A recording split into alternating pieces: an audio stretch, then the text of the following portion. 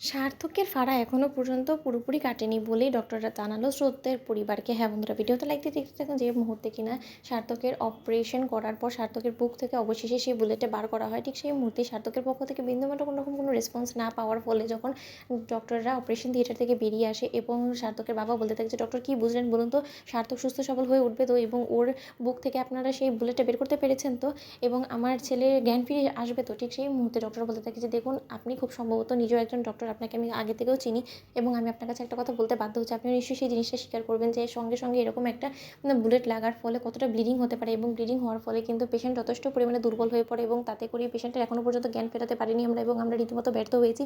এবং আগামী 72 ঘন্টা পেশেন্টের জন্য যথেষ্ট পরিমাণে ক্রিটিক্যাল। এই 72 ঘন্টা চেষ্টা করার ফলেও যদি কোনো মতে ওনার জ্ঞান না ফিরে আসে, তাহলে আমি really very sorry to say আমরা আর ওনাকে বাঁচাতে পারবো না। আমাদের শেষ অবধি আমরা চেষ্টা চালিয়ে গিয়েছি। অপারেশন থিয়েটারে আমরা এমন কোনো চেষ্টা করতে বাদ রাখিনি। আমরা আমাদের আপ্রাণ চেষ্টা করেছি, কিন্তু তা সত্ত্বেও আমরা কোনো মতে কোনো কিছু করেও ওনাকে জ্ঞান ফিরিয়ে আনতে পারিনি। এবার শুধু ঈশ্বরই পারে ওনার জ্ঞান ফিরিয়ে আনতে, এবং যদি ঈশ্বর চায় তাহলে ওনাকে ঈশ্বর আপনাদের কাছে ফিরিয়ে দিবে। অন্যদিকে স্রোত ভেঙে পড়ে এবং স্রোত অঝরে কাঁদতে থাকে। ঠিক সেই মুহূর্তে অনির্বাণ বলতে থাকে যে স্রোত, এরকম করে তুমি ভেঙে পড়লে কী করে চলবে বলো তো, তোমাকে তো এখনই লড়াকু স্পিরিটটা রাখতে হবে এবং তোমাকে লড়াই করতে হবে পরিস্থিতির সঙ্গে। পরিস্থিতির কাছে তুমি হার মেনে নিলে কী করে চলবে বলো তো।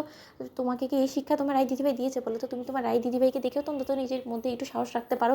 এই সময়টা তোমাকে কাঁধে কাঁধ মিলিয়ে সার্থকের এই লড়াইয়ে পাশে থাকতে হবে, এবং সার্থককে জ্ঞান ফিরিয়ে আনার জন্য তোমাকে সর্বোচ্চ চেষ্টা করতে হবে। অন্যদিকে স্রোত বলতে থাকে যে বাপি, এখন আমি কী করবো বলো তো? অন্যদিকে ডক্টররা বলতে থাকে যে আমরা কিছুক্ষণের মধ্যে ওনাকে কোমাতে শিফট করে দিচ্ছি, এবং সেখানে আপনাদেরকে কোনো মতে আমরা অ্যালাউ করবো না, তাই একজন করে আপনারা চাইলে দেখা করে আসতে পারেন।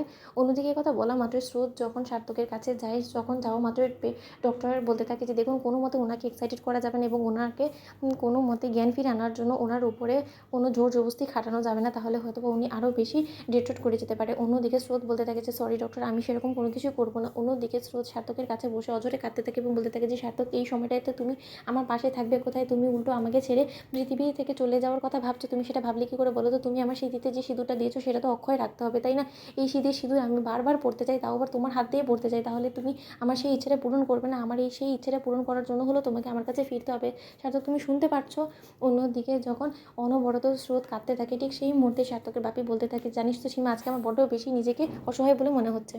ছেলে হারানোর কষ্ট থেকেও বেশি আমাকে এই কষ্টটা তাড়া করে বেড়াচ্ছে যে আমি মেয়েটার সামনে কী মুখ নিয়ে দাঁড়াবো। মেয়েটার চোখের দিকে আমি তাকাতে পারছি না। মেয়েটার কী হাল হয়েছে তুই দেখেছিস? অন্যদিকে সার্থকের পিসিমণি বলতে থাকে যে দাদা, সে আর বলতে, স্ত্রী হিসেবে ওর উপর দিয়ে যে কতটা ঝড় বয়ে যাচ্ছে সেটা কি আমরা কেউ বুঝতে পারছি না? সবথেকে বেশি কষ্ট যদি আমাদের মধ্যে কেউ পেয়ে থাকে সেটা হলো গিয়ে ও, কারণ আমাদের তো ছেলে, আর এখানে তো ওর স্বামী শেষবারের মতন সার্থক ওর সিঁথিতে সিঁদুরও পরিয়ে দিয়েছে, তাও আবার নিজের রক্ত দিয়ে। তাহলে দাদা বুঝতে পারছো, ওদের ভালোবাসাটা অসম্পূর্ণই রয়ে গেলো। তো বন্ধুরা, লাইক এবং শেয়ার করে সাবস্ক্রাইব করতে ভুলো না।